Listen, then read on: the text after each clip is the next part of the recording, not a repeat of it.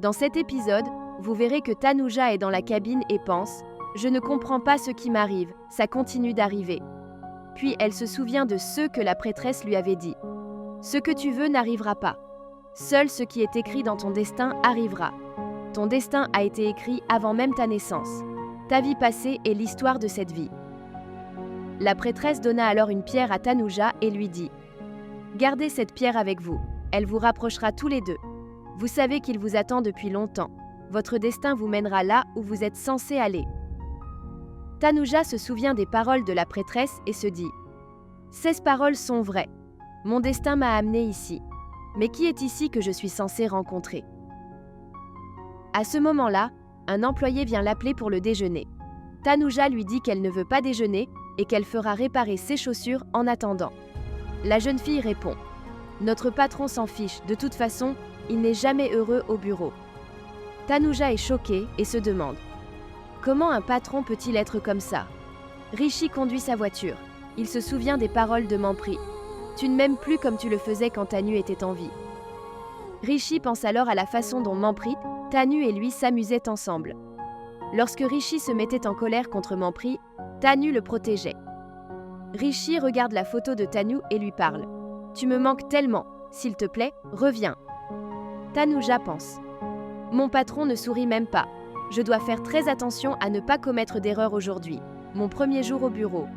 Je ne peux pas me permettre de perdre ce travail. » Pendant ce temps, Rishi sort de sa voiture et se dirige vers le bureau quand soudain quelqu'un lui arrache son portefeuille et s'enfuit.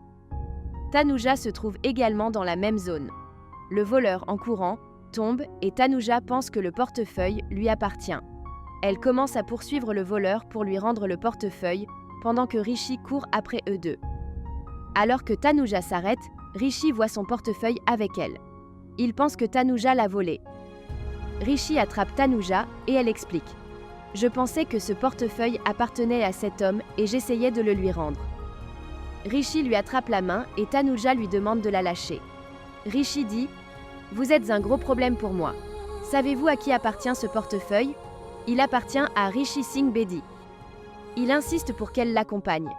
Tanuja dit qu'elle n'est pas une voleuse et qu'elle n'a rien volé.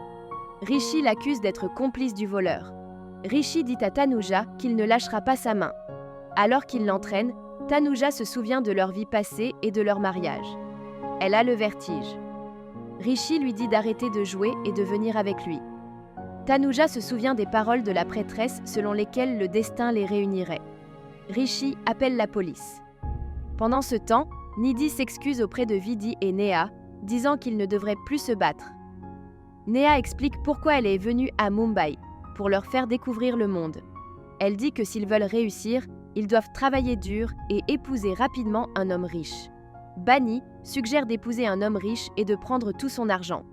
Neha révèle que le riche est Nakul. Bani et Neha guident Nidhi et Vidhi sur la façon de piéger Nakul avec leur amour et de le contrôler. Nidhi et Vidhi en sont ravis. Rishi emmène Tanuja au poste de police. Tanuja insiste sur le fait qu'elle n'a rien volé et explique à la police qu'elle a vu un garçon s'enfuir avec le portefeuille, qui est ensuite tombé et qu'elle pensait qu'il lui appartenait.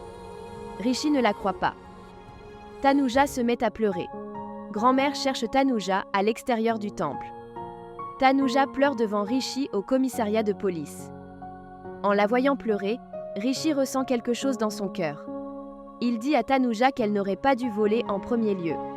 Tanuja admet qu'elle cause des problèmes, mais qu'elle ne l'a pas fait exprès et qu'elle n'a rien volé.